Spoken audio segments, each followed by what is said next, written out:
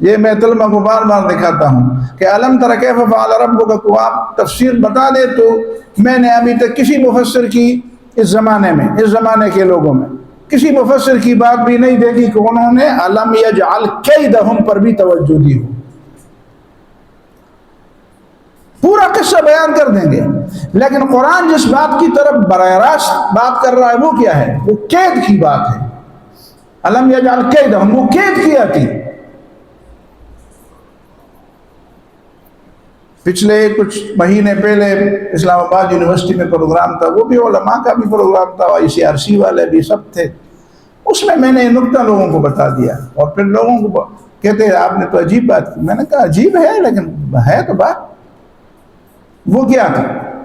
یہ تھی کہ میں نے ان کو بتایا کہ دیکھو جہاد کے موضوع پر بات کی. میں نے کہا جنگ اور تلوار اور قوت کے مقابلے میں ہوتی ہے.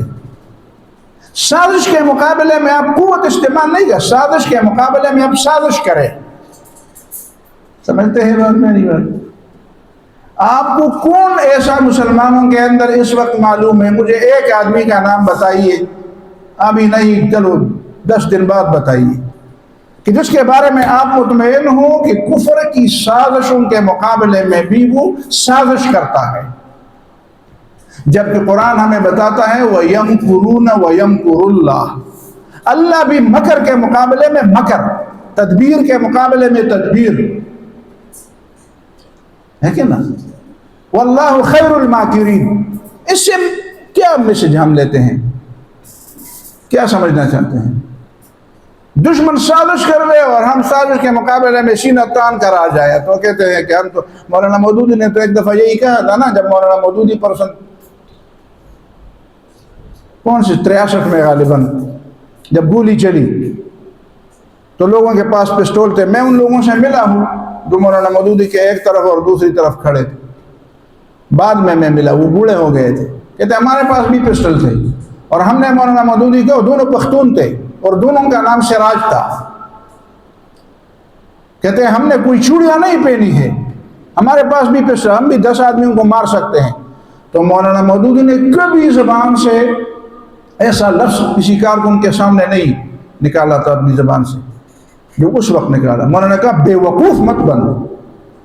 کسی کے سامنے بے وقوف کا لفظ کہنا یہ مولانا مودودی کی عادت نہیں، لیکن اس وقت مولانا مودودی نے صاف کہہ دیا بے وقوف مت بنو. دوسرے کے میدان میں لڑنا بے وقوفی ہے.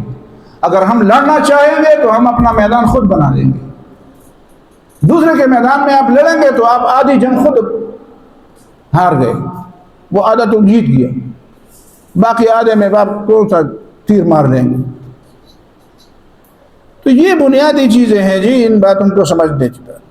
زمانے کا فہم کیا ہے؟ زمانے کا فہم یہ لوگ نہیں سمجھتے. زمانے کا فہم سمجھنا چاہیے نا. زمانے کا فہم لغت نہیں ہے.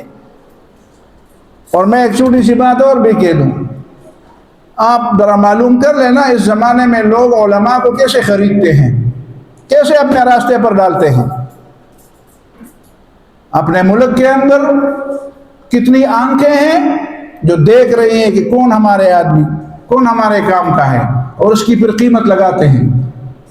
کتنے لوگ ہیں، کس کس مقصد کے لیے یہ کام کرتے ہیں، اور کتنے لوگ ان کی جالوں میں پھنستے ہیں، کسی کو پتہ بھی نہیں ہوتا. وہ ہر ایجنٹ کو پیسے بھی نہیں دیتے. آپ کو پتہ ہے، یہ چیزیں ذرا پڑھ لیں، ان چیزوں سے ذرا واقفیت حاصل کر لیں.